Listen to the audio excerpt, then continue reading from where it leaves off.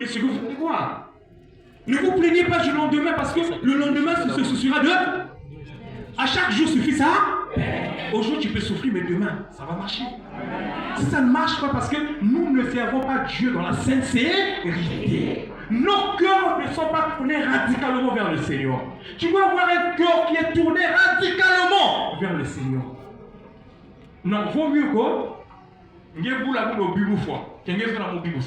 j'ai toujours dit ça aux gens. Une fois à la justice, j'ai dit ça, je dis, c'est mieux.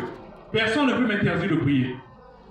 Si tu me demandes, tu me poses la question, pasteur, entre la prière et la mort, tu préfères quoi? Tu choisis parmi les deux, hein? Si tu pries, on te tue. Si tu ne pries pas, si tu laisses la prière, on te laisse en vie. Tuez-moi. Amen, non? Amen, non? Un pasteur, il y a que le pasteur Bertin Mezonza. Même si elle n'est pas qu'à bulldozer, même quand elle est bulldozer, amen, non? Amen, non? Moi, je ne comprends pas. Mais papa, tu veux motiver. Les gens viennent prier, mais ils n'ont pas la croyance en Dieu. Mais quand vous avez décidé de prier, c'est une bonne décision. Maintenant, vous savez que quand la décision est bonne, quand elle est appliquée, elle paye. Quelle que soit la difficulté, à la fin, il y a toujours qui est tata. Bête que quoi là? Bête que là 2 Corinthiens. 2 Corinthiens 7, 14. Bête que moi kabakunzi, moi ta bête au boka.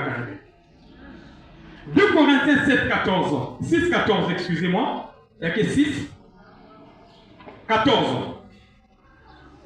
C'est 6, 14 et non 7 ans. 6, 14, 18. Ma maison, n'allez pas vous placer sous le même joug que les incroyants, d'une manière absurde.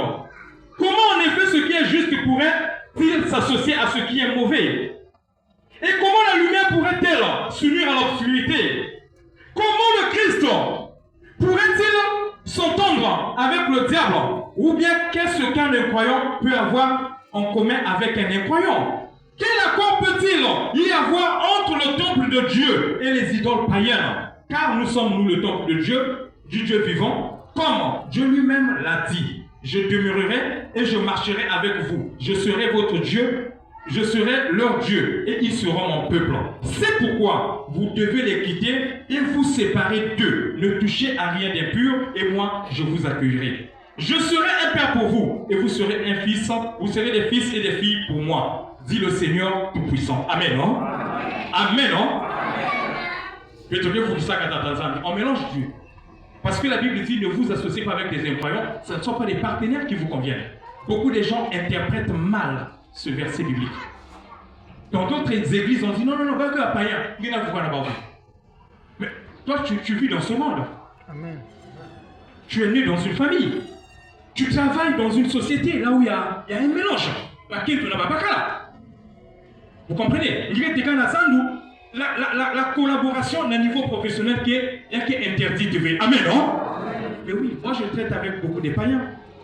À deux fois, ce sont des païens qui me donnent des marchés. Ce sont des païens. Ce sont des païens. Amen, non?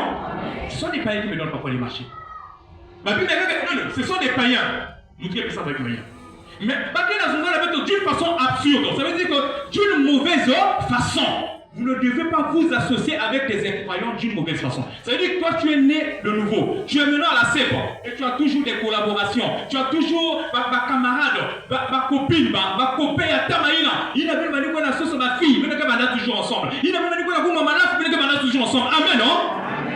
Et vous allez ensemble avec eux. Si ma copain mouille, aussi, le connaissez, ma copain mouille d'abord. Mais comment qu'ils nous amènent les talents? Mais ouais, qu'ils nous amènent les talents. Pour que nous devons être différents des païens. Amen, non? Nous devons être différents des païens. Ma frère et ma soeur.